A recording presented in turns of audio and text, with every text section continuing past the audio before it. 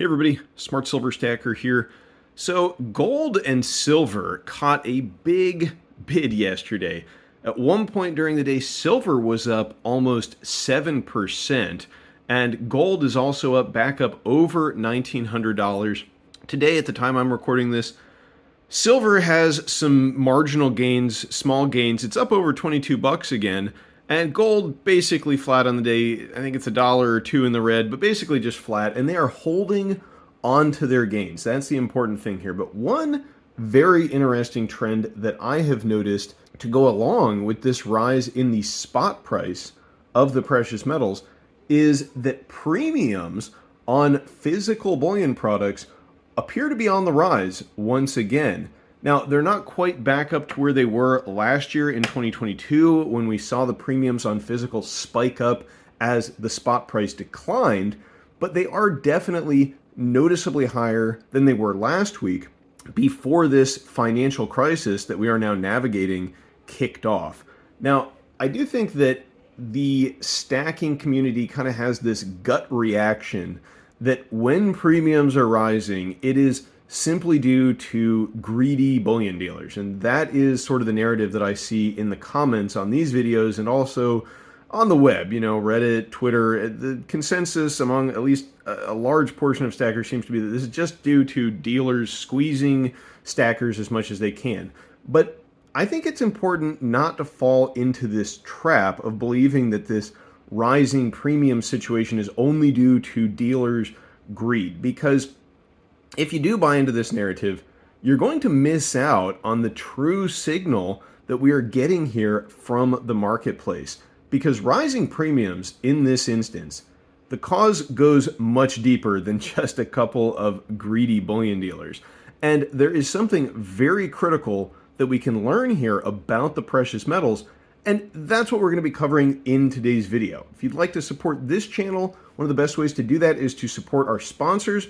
Buy your gold and silver online from SD Bullion. New customers get gold or silver at spot by visiting sdbullion.com/new. So that's one way you can avoid these rising premiums, but just an important note, not all of the gold and silver on the site is available at spot. It is a very specific deal that is available, so make sure you check out that URL, sdbullion.com/new, to get all the details.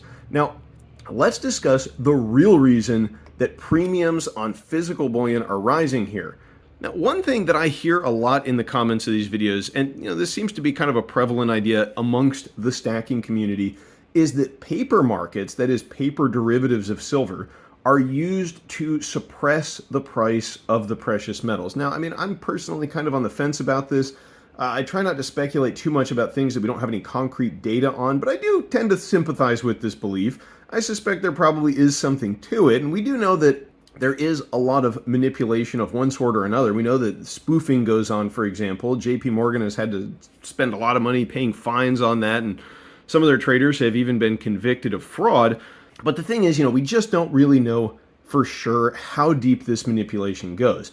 But if you do buy into this idea that paper markets are used consistently to suppress the price of the precious metals and hold it down, then I think you also kind of have to acknowledge that the price of physical metal, that is bullion that you can put your hands on, the real physical thing, is different than the price of a paper futures contract. They are two very different things. And keep in mind that the spot price, that's the price against which we measure these premiums, quote unquote premiums, it's determined by the price of a futures contract, a paper derivative of silver. That's what the spot price is. It's the price of a futures contract. And I know that someone here is probably going to point it out that sure, yes, you can take delivery if you have a futures contract. That is true. But it is also true that far more of these contracts exist than there is physical metal to back them up and to take delivery of.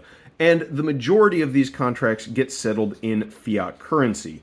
And also, if you do want to take delivery of a futures contract, you're not going to get these nice 1 ounce silver rounds or silver bars like these. No, what you're going to get is monstrous sized COMEX 1,000 ounce bars. They're going to be slightly irregular weight and size, and you're going to be getting them in 5,000 ounce increments. So when you see a 1 ounce round for sale over the spot price, it really and truly is a completely different product than what is represented by the spot price. And that's why there are premiums, a difference in price between the spot price of silver and retail physical bullion products. Now, are dealers being greedy by charging these premiums? Well, yeah, in a sense, I guess they are, because pretty much every business and economic transaction contains at least an element of self-interest. I don't necessarily know that I would call it greed, though, because charging the going rate for a product is not excessive self-interest, if you ask me. Just like if I'm selling my car or my house or anything for that matter, I'm going to try and get the best price possible. That's not necessarily greed. And it's also not greed necessarily to pay the lowest price for something either. You're just looking out for your own self-interest, which in most cases is a good thing.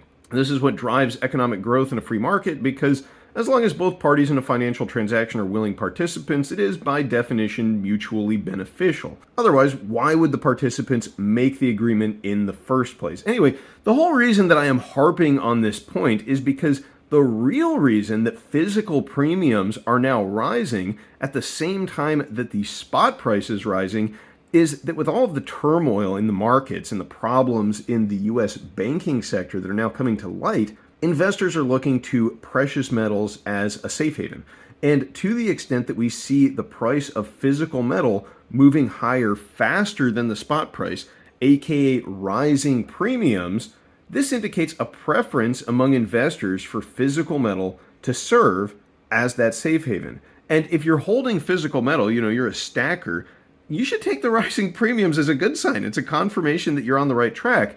And I believe also it is likely a portent of things to come down the road, meaning when this financial crisis goes full blown, and I think that that is a matter of when, not if, physical gold and silver are going to be the assets to hold. Paper derivatives, which are not 100% backed by physical metal, like say futures contracts or the SLV ETF, those could end up being worth quite a bit less than their physical counterparts. Who knows? Perhaps those instruments will end up getting settled in devalued fiat currency. Maybe trading in them could be halted. That's what we saw in the nickel markets last year. When you're holding one of these paper derivatives, the rules can get changed on you at a moment's notice. But one thing that I am convinced of is that the real gains will be intangible silver and gold bullion, the kind that you can put your hands on, and possibly, maybe, in the miners who produce physical metal. Of course, those are a lot riskier. Nothing can really beat the security and the lack of counterparty risk that is provided by physical silver bullion that you hold in your own custody. Now, after that huge rise that we got in the price of silver yesterday, along with these rising premiums, I gotta admit, I am kind of kicking myself for not stacking more when the price was close to $20 last week or even over the weekend. But sometimes it's okay to be waiting for a bargain, even if that bargain doesn't manifest itself. And on a personal level, I'm already pretty comfortable with my position in the physical metal. So, it's okay, I think, for me to be a little selective about stacking. I want to make sure I'm getting just the best deal to lower my dollar cost average and keep it as low as possible. You could say maybe I'm being a little bit greedy about it. But I will say that with the situation that we're watching unfold in the US banking sector, and even more so the way that the Fed and the Treasury and the FDIC are responding to it by bailing out the depositors of these failing banks, if I didn't have any physical metal, I would be going out and picking some up right away, regardless of the price. And I suspect that that is exactly what many investors are doing, and that is why we are seeing the premiums on physical products getting bid up. And before I wrap this video up, I do just want to dig in a little bit to the bailout that these holders of uninsured bank deposits at Signature Bank and SVB are receiving, and why it is so concerning. Of course, Janet Yellen tells us that the taxpayer will not have to foot the bill for this bailout, and I guess that she's right, in the sense that it will ultimately be paid for with money that is borrowed and printed into existence, rather than money that is collected via taxation. But the problem is that we are all going to be paying for these bailouts, and the bailouts that I suspect might be around the corner. And we're going to be paying for them via higher inflation, and the cost will ultimately be much higher than any tax Congress could ever levy. So, the deal with this bailout is that investors and the bank as an institution, they're not getting saved. The president and the Secretary of Treasury Yellen, they've been quite emphatic about that point. I mean, denying that it's even a bailout at all. But hundreds of billions of dollars worth of uninsured deposits are going to be made whole. And that's not a small sum of money. And the real problem here, if you ask me, isn't the money that's going to go towards these uninsured deposits, although that certainly is a huge problem when inflation is already very high. I mean, 6% year over year, that's the number that we got today. The real problem is the precedent that this bailout sets, because, we've heard quite a bit about the $250,000 limit on FDIC insurance over the past several days. But now it looks like you can pretty much safely say that there is absolutely no upward limit on FDIC insurance any longer. And that is a big shift in policy, as there are significantly more than $1 trillion in uninsured deposits throughout the U.S. banking system. Now, I'm not sure the exact number of uninsured deposits in the U.S. If anybody does know, please leave a comment down below and let us all know.